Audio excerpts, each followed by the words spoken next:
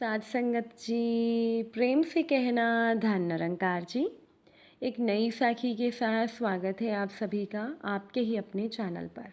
आज की हमारी साखी का विषय है प्रभु प्रेम या कर्मकांड। चलिए सुनते हैं आज की ये साखी।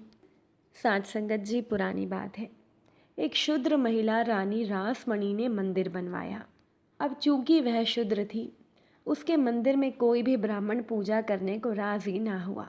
हालांकि रासमणि खुद भी कभी मंदिर में अंदर नहीं गई थी, ये सोचकर कि कहीं मंदिर अपवित्र ना हो जाए।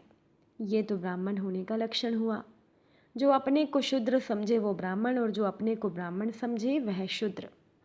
तो रासमणि कभी अपने मंदिर के पास भी नहीं गई, भीतर भी नहीं गई, बाहर बाहर से घूम आती थी। दक्षिणेश्वर का विशाल मंदिर उसने बनाया था, लेकिन कोई पुजारी उसे नहीं मिलता था, और रासमणि शूद्र थी, इसीलिए वो खुद पूजा न कर सकती थी। अब मंदिर क्या बिना पूजा के रह जाएगा। तो रासमणि बड़ी दुखी थी, बड़ी पीड़ित थी। वो रोती थी, चिल्लाती थी कि हे भगवान, कोई पुजारी भेज दो। फिर किसी ने खबर दी कि गदाधर नाम का एक ब्राह्मण लड़का है, उसका दिमाग थोड़ा गड़बड़ है, शायद वो पूजा करने के लिए राज़ी हो जाए, क्योंकि यह दुनिया इतनी समझदार है कि इसमें शायद गड़बड़ दिमाग के लोग ही कभी थोड़े से समझदार हो तो हो। यह गदाधर ही बाद में रामकृष्ण बना। गदाधर को पूछा, उसने कहा कि ठीक है, आ जाएंगे। उसने एक बार भी नहीं कहा कि मैं ब्राह्मण होकर शूद्र के मंदिर में कैसे जाऊं। गदाधर ने कहा ठीक है, प्रार्थना यहाँ करते हैं वहाँ कर लेंगे। घर के लोगों ने भी रोका, मित्रों ने भी कहा कि कहीं और नौकरी दिला देंगे, नौकरी के पीछे अपने धर्म को क्यों खो रहा है। पर गदाधर ने कहा यह नौकरी का सवाल नहीं है, भगवान बिना पूजा के रह जाएं ये बात जचती नहीं, पूजा तो मैं करूँगा। मगर तब रासमणि को खबर मिली कि यह पूजा तो करेगा, लेकिन पूजा में यह दीक्षित नहीं है, इसने कभी पूजा नहीं की, यह अपने घर ही करता रहा है, इसकी पूजा का कोई शास्त्रीय ढंग विधि विधान नहीं है, और इसकी पूजा भी ज़रा अनूठी है। कभी करता है, कभी नहीं भी करता, कभी दिन भर करता है, कभी महीनों भूल जाता है। और भी इसमें कुछ गड़बड़ है कि ये भी खबर आई है कि ये पूजा करते वक्त पहले खुद भोग लगा लेता है अपने आप को, फिर भगवान को लगाता है, खुद चख लेता है मिठाई वगैरह हो तो। रासमणि ने कहा वाने दो, कम से कम कोई आ तो रहा है। तो गदाधर आया, लेकिन ये गड़बड़ें शुरू हो गई। कभी पूजा होती तो कभी मंदिर के द्वार बंद रहते, कभी दिन बीत जाते, घंटा ना बजता, दिया ना जलता, और कभी ऐसा होता कि सुबह से प्रार्थना चलती तो 12-12 घंटे नाचते ही रहते गदाधर यानी कि रामकृष्ण। आखिर रासमणि ने कहा ये कैसे होगा। ट्रस्टी हैं मंदिर के, उन्होंने बैठक बुलाई। उन्होंने कहा ये किस तरह की पूजा है, ये कौन से शास्त्र में लिखी है। तो रामकृष्ण ने कहा शास्त्र से पूजा का क्या संबंध है, पूजा प्रेम की है, जब मन ही नहीं होता करने का तो करना गलत होगा, और भगवान तो पहचान ही लेगा कि ये पूजा बिना मन के की जा रही है, तुम्हारे लिए थोड़ी ही पूजा कर रहा हूँ, उसको मैं धोखा ना दे सकूँगा। जब मन ही करने का नहीं हो रहा, जब भाव ही नहीं उठता, तो झूठे आंसू बहाऊंगा तो परमात्मा पहचान लेगा। वह तो पूजा ना करने से भी बड़ा पाप हो जाएगा कि मैं भगवान को धोखा दे रहा हूँ। और जब मेरे अंदर उठता है भाव भक्ति का, तो मैं इकट्ठी पूजा कर लेता हूँ। 2-3 सप्ताह की पूजा मैं एक दिन में निपटा देता हूँ, लेकिन बिना भाव के मैं पूजा नहीं करूँगा। तो ट्रस्टियों ने कहा तुम्हारा कुछ विधि विधान हमें मालूम नहीं पड़ता, कहाँ से शुरू करते हो, कहाँ अंत करते हो। रामकृष्ण ने कहा जैसा भगवान करवाता है वैसा करता हूँ, हम अपना विधि विधान उस पर थोपते नहीं। यह कोई क्रियाकांड नहीं है, पूजा है, ये प्रेम है। रोज़ जैसी भावदशा होती है वैसा होता है। कभी पहले फूल चढ़ाते हैं, कभी पहले आरती करते हैं, कभी नाचते हैं, कभी शांत बैठते हैं, कभी घंटा बजाते हैं, कभी नहीं भी बजाते। जैसा भाव होता है भीतर वैसा वह करवाता है, वैसा करते हैं, हम कोई करने वाले नहीं हैं। उन्होंने कहा ये भी जाने दो, लेकिन ये तो बात गुनाह है कि तुम पहले खुद चख लेते हो प्रसाद, फिर भगवान को भोग लगाते हो। हमने तो पूरी दुनिया में कहीं ऐसा नहीं सुना।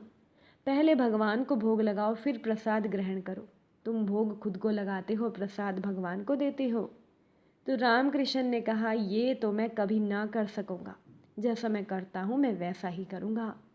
मेरी माँ भी जब कुछ बनाती थी तो पहले खुद चख लेती थी, फिर मुझे देती थी कि पता नहीं देने योग्य है भी या नहीं। कभी मिठाई में शक्कर ज़्यादा होती है, मुझे ही नहीं जचती, तो मैं भगवान को भोग नहीं लगाता। कभी शक्कर होती ही नहीं, मुझे ही नहीं जचती, तो भगवान को कैसे अच्छी लगेगी। जो मेरी माँ न कर सकी मेरे लिए, वो मैं परमात्मा के लिए नहीं कर सकता हूँ। ऐसे प्रेम से जो भक्ति उठती है वह तो रोज रोज नई होगी। उसका कोई क्रियाकांड हो ही नहीं सकता, उसका कोई बंधा हुआ ढांचा नहीं हो सकता। प्रेम भी कहीं ढांचे में हुआ है क्या? पूजा का भी कहीं कोई शास्त्र है क्या? प्रार्थना की भी कोई विधि है? यह तो भाव का सहज आवेदन है, भाव की तरंग है।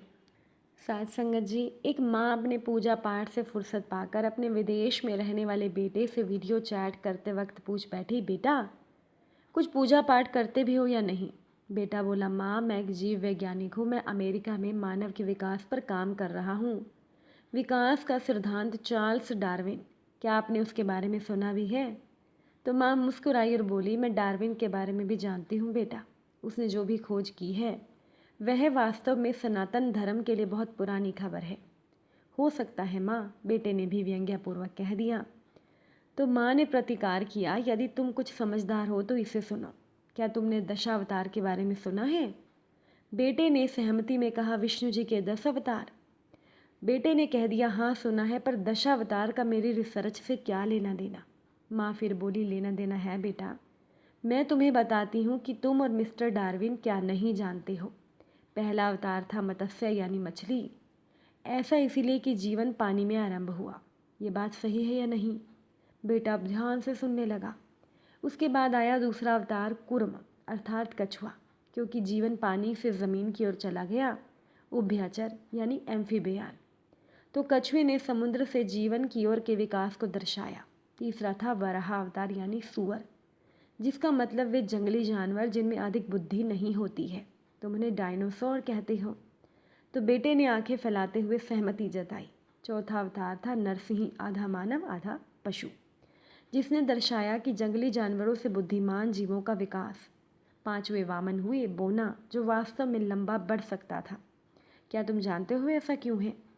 क्योंकि मनुष्य 2 प्रकार के होते थे, होमो इरेक्टस और होमो सेपियंस, और होमो सेपियंस ने विकास की लड़ाई जीत ली। तो बेटा दशावतार के बारे में सुनकर स्तब्ध रह गया। माँ ने बोलना जारी रखा। छठा अवतार था परशुराम, जिनके पास शस्त्र की ताकत थी। वे दर्शाते हैं उस मानव को जो गुफा और वन में रहा, गुस्सैल और असामाजिक। सातवां अवतार थे मर्यादा पुरुषोत्तम श्री राम, सोच युक्त प्रथम सामाजिक व्यक्ति, जिन्होंने समाज के नियम बनाए और समस्त रिश्तों का आधार। आठवां अवतार थे भगवान श्री कृष्ण, राजनेता, राजनीतिज्ञ और प्रेमी, जिन्होंने समाज के नियमों का आनंद लेते हुए ये सिखाया कि सामाजिक ढांचे में रहकर कैसे फला फूला जा सकता है। बेटा सुनता रहा चकित और विस्मित। माँ ने ज्ञान की गंगा प्रवाहित रखी। नवम अवतार थे महात्मा बुद्ध, वे व्यक्ति जिन्होंने नरसिंह से उठे मानव के सही स्वभाव को खोजा। उन्होंने मानव द्वारा ज्ञान की अंतिम खोज की पहचान की। और अंत में 10वां अवतार कल्कि आएगा। वह मानव जिस पर तुम काम कर रहे हो, वह मानव जो आनुवंशिक रूप से श्रेष्ठतम होगा।